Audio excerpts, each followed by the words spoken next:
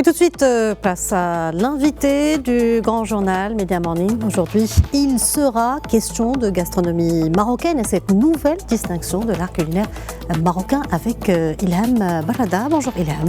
Bonjour Sana, comme vous le disiez si bien, donc il est question aujourd'hui d'art culinaire et ce double sacre de la gastronomie marocaine à Marrakech le jeudi et vendredi dernier, puisque les chefs marocains se sont classés premiers lors des Bocuse d'Or et premiers également de la TOC d'Afrique organisée à Marrakech. Cet événement célèbre l'art culinaire africain dans toute sa diversité, a vu s'affronter les meilleurs chefs du continent. Et pour nous en parler, nous joignons à Casablanca Kamer Rahel, il est le directeur général de Rahel Event et président de TOC Afrique. Kamer Rahel, merci et bienvenue et merci d'avoir accepté notre invitation. Donc deux sacres pour des chefs marocains. Vous en tant que chef et professionnel, quel est tout d'abord votre sentiment ? Déjà, je vous remercie d'avoir suivi carrément les 2 jours, les 2 grandes compétitions.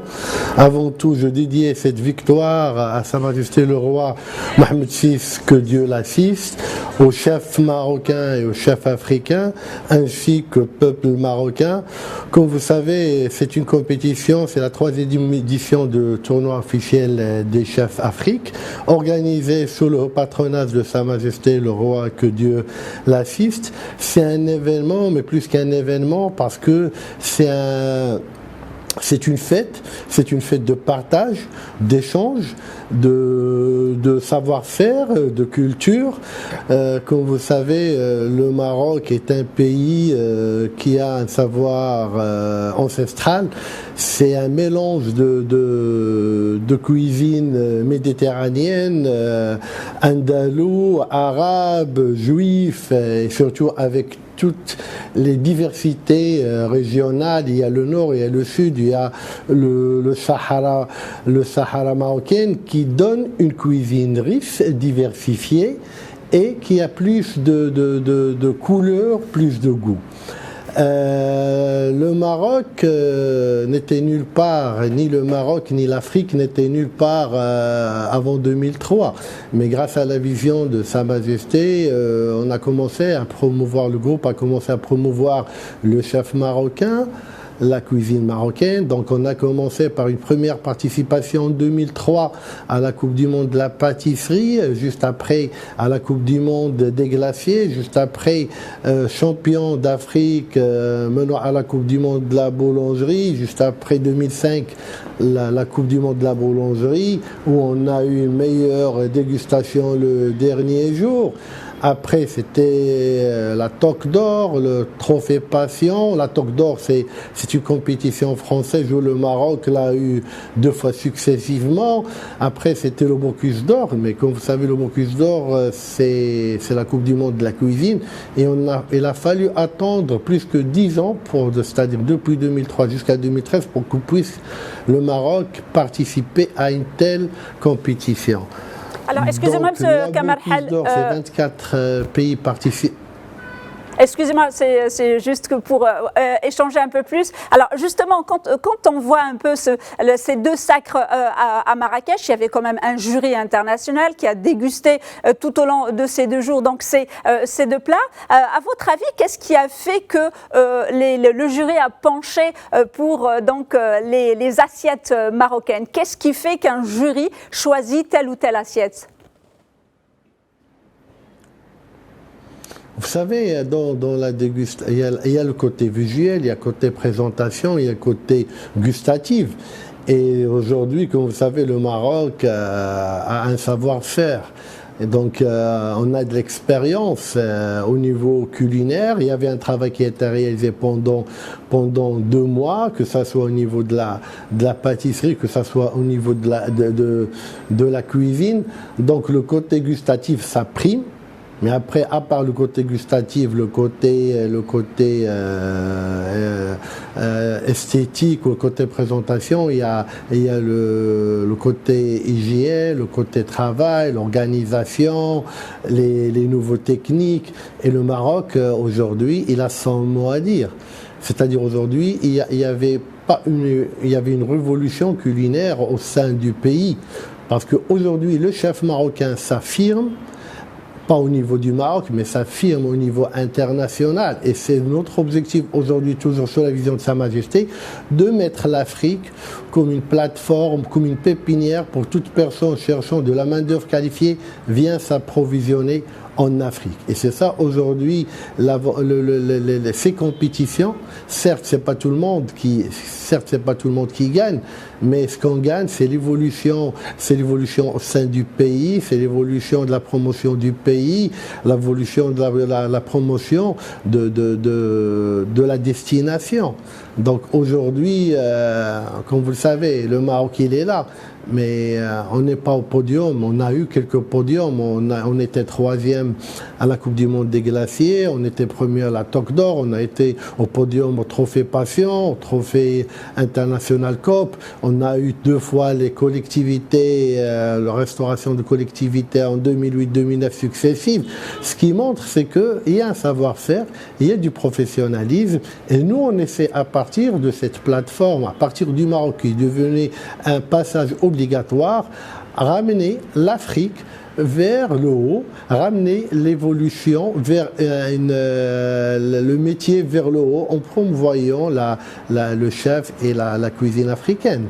Alors, Kamal Rhal, justement, ces deux sacres à Marrakech permettent donc à ces chefs marocains de participer en janvier 2025 aux championnats du monde qui vont avoir lieu à Lyon, dans la ville française, et lors justement de ce prestigieux salon international de la restauration, de l'hôtellerie et de l'alimentation.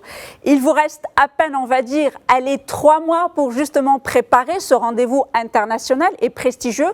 Comment justement vont se préparer nos chefs pour un tel événement et qu'est-ce qu'il faut à votre avis pour justement réussir ce nouveau pari?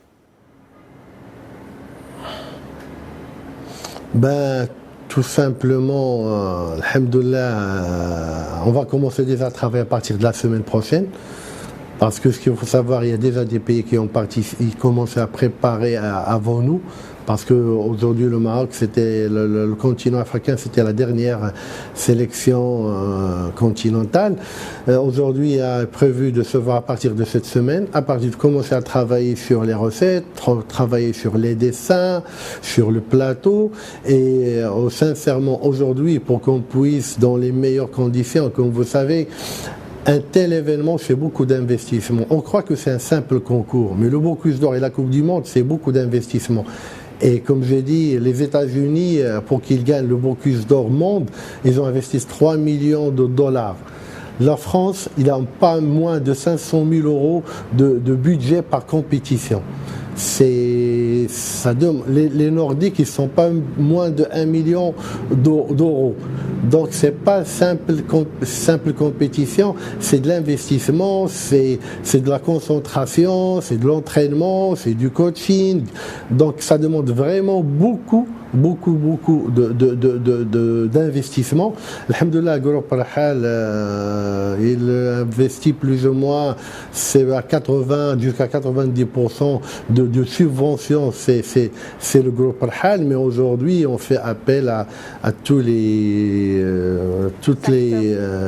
institutions à qui nous on dépend, les acteurs, les sociétés privées, pour promouvoir et subventionner le chef marocain, la cuisine marocaine.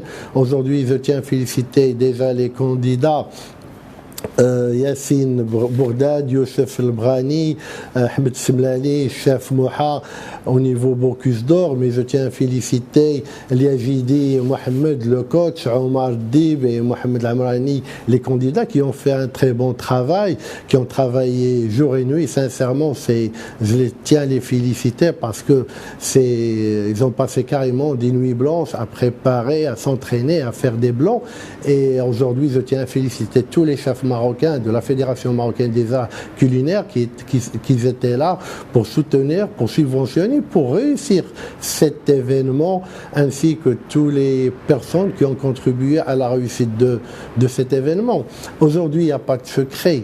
Rien ne se fait s'il n'y a pas du bon travail, de l'engagement, des moyens. C'est comme la CAF ou la Coupe du Monde du foot. Aujourd'hui, alhamdoulilah, le foot, ça se développe très bien au Maroc parce qu'il y a une fédération derrière, parce qu'il y a de l'investissement, parce qu'il y a des subventions.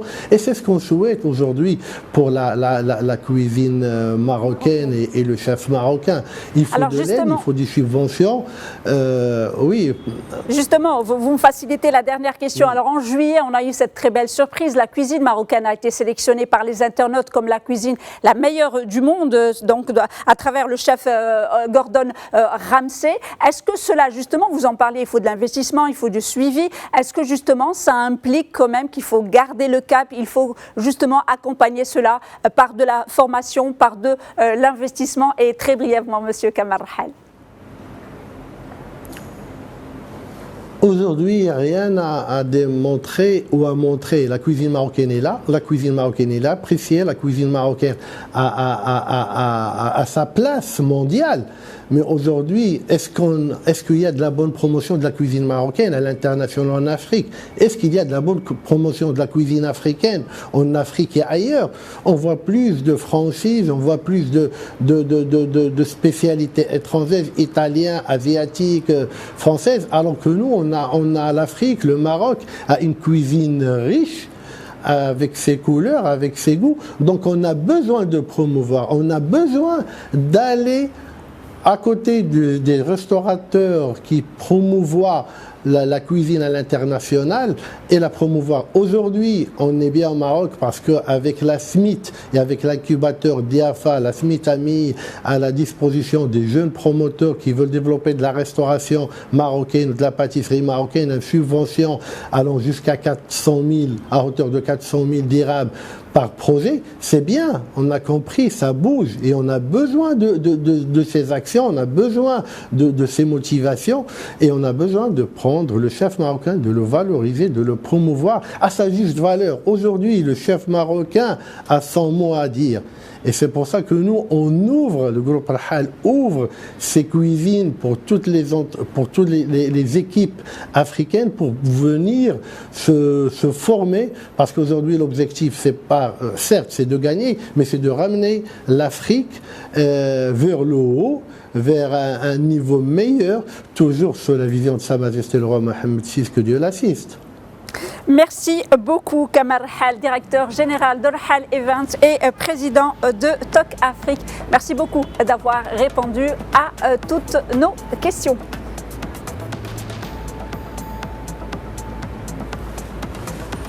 Merci. Et merci également à Kamel Rouneim qui vous a accompagné. Voilà, Sana. Donc rendez-vous est donc pris en janvier 2025 pour le championnat du monde et on souhaite bonne chance à tous nos chefs.